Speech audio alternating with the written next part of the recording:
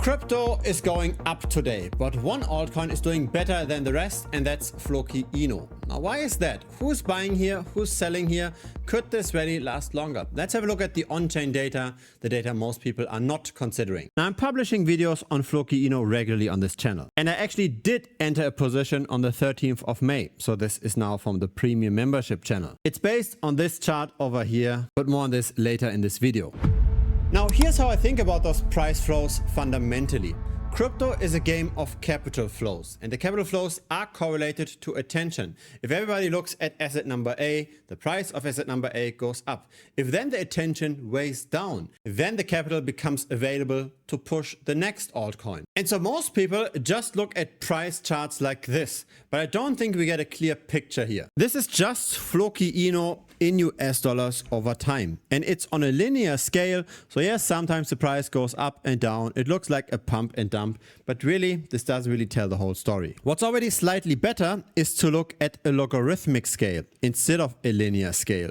So now we can see how much percentage changes happen over time. So this here is a 100% increase, the same as this over here. So the vertical differences have the same percentage changes. That's different on a linear scale, right? This is a 200% increase, while this over here is just a 10% increase. But really, it's the percent changes that matter to us. So we should always use logarithmic scales. That's point number one. Point number two is that we want to look at outperformance. Why do we get into an altcoin in the first place? It's in order to outperform Bitcoin and Ethereum, right? If we just want crypto exposure, we might as well just buy Bitcoin. We get into more risk on assets in order to perform better. Since Floki Inu is listed on the Ethereum chain, it has the strongest correlation to Ethereum. So Ethereum and Floki Inu tend to move in the same direction at the same time. So looking at Floki Inu relative to Ethereum, I believe shows a much cleaner picture. Better than the US dollar chart. Here the bottoms and the tops somewhat align. And this is much better than just looking at the linear US dollar chart, right? We can't get anything from that, but we do have some takeaways from this chart. For example, since March of 2024, Floki Inu does have a hard time outperforming Ethereum. The rallies come very, very quickly, but most of the time it's just suffering. And the recent rally that we're seeing now, that's this appreciation over here. So it gives us a bit of an idea how much we could potentially further outperform. The upper bound is at an outperformance of 33%. The lower bound is somewhere around 25% or so. But let's stick with the idea of capital flows one more time. Let's say there is the typical investor that likes to get into larger meme coins. So sometimes that investor might get into Dogecoin, sometimes into Floki Inu, sometimes into, say, Bonk, for example. So there's a certain type of capital that tends to move across those kinds of assets. Wouldn't it then make sense to look at relative valuations across those different larger meme coins? The largest of all meme coins is Dogecoin. It's got a market cap of 25 billion. Shiba Inu has a market cap of 7 billion. Let's compare those two assets. Then we get to this chart from the beginning of this video. And that also triggered this bet over here from the premium alerts channel. Now, why am I sharing this premium alert here officially on YouTube? The reason is I already exited the position. I did get impatient. So I bought in over here and then sold at a slight loss. But in the best case, there is a lot of upside potential. In the past, we saw Floki Inu outperform Dogecoin by more than 500% over here, or by roughly 380% over here. And we might just be at the beginning of a similar rally one more time. The rallies in Floki Inu had always been very, very quick. And that hints towards potential market manipulation. It hints towards big whales getting into Floki Inu, not necessarily long-term adoption, long-term purchases by retail. The numbers relating to trading volume confirm that thesis. In the last 24 hours, we saw 50 million worth of trading volume on the spot market on Binance. On the perpetual futures market, though, we saw 200 million of trading volume. So the price discovery really happens on the bets on the price. So the levered bets, it's short-term leverage that pushes the price around. And so it's interesting to monitor how the short-term bets directionally move the price.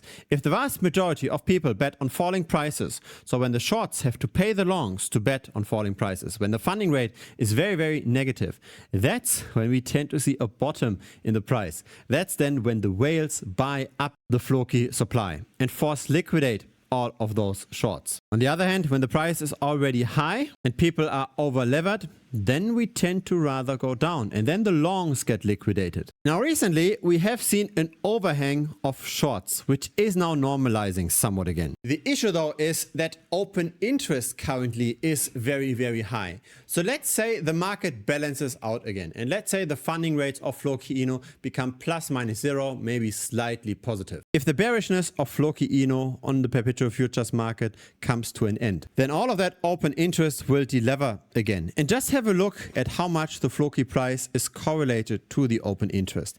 As there's more bets on the price, the spot market is going up. As there's less open interest and less bets on the price, the spot market goes down. And currently we are very high on open interest.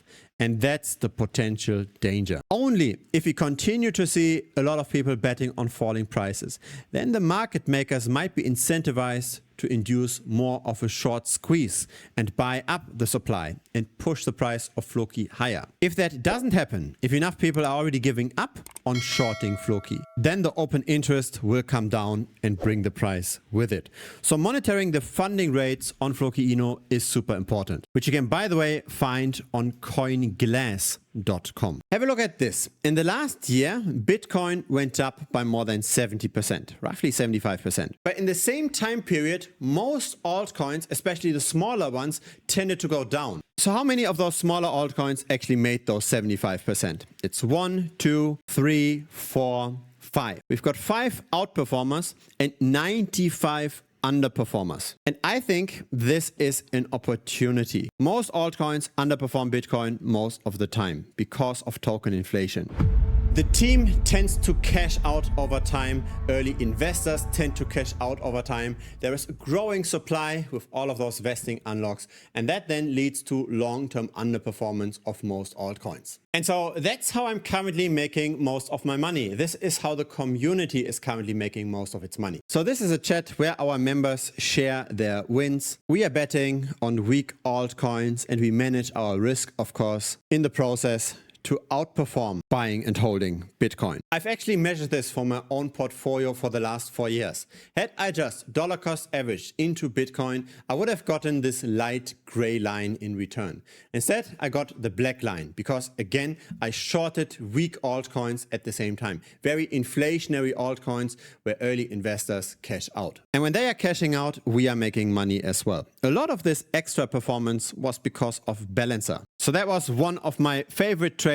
This is Balancer relative to Ethereum, just long-term underperformance with very little volatility. And so I just flipped this around and I got this performance instead. We go long Ethereum, we go short Balancer. And when we do these kind of positions for 4, 5, 6 different altcoins, and we manage the risk properly, we can have nice long-term outperformance without having to rely on the next 10 or 100x altcoin, right? We don't have to find the needle in the haystack. We don't have to figure out what's the next Kipchi or the next Aki or the next ZKML. We can just turn this chart around and everything that's red becomes green and everything that becomes green becomes red, but it's fine, right? We just have to avoid the assets with too much attention. Now, of course, I'm also making dedicated videos for all the premium members. Every 3 to 4 days, I publish a premium update videos where we discuss the positions we've got open, where we also discuss the general macro environment. There are many tutorial videos as well. And if you've got the time, you can just binge watch them and improve your crypto game long term. But in the end, really what matters are only 2 main videos right now. And that's how to bet on relative valuations and how to manage risk when doing that. Because that's the downfall of many beginners. They see suddenly my win rate is high, I'm winning in 70 or 80% of my trades, and so I can just increase my leverage, I can just be a bit more loose on the stop losses, etc. And then the few bets where it doesn't play out, where we actually have a green bubble over here and we bet on falling prices, those few bets then destroy the entire portfolio. So risk management is incredibly important. If you're winning 80% of the time, but in the other 20% you're losing everything, you haven't won at all. It's not a sexy topic, but please, before you start doing any of this, watch this video first. Risk management with relative valuation bets. It's 28 minutes. So feel free to join us. It's currently $125 per month. If you sign up for the yearly subscription, we can also have a one-on-one talk. So in case you want to discuss your entire portfolio, crypto, but also outside of crypto, then we can do this for 60 minutes in Zoom. We just then schedule an appointment. So that's over here, right? You're just toggling, you get to the yearly subscription. You're also saving $250 in the process. A link to the premium website should appear directly here on screen. Just click on that. It will lead you to the website. If it's your very first time here, feel free to subscribe. I publish this regularly. A like would be very much appreciated as well. It helps the channel grow. See you next time on YouTube or see you in premium. Cheers.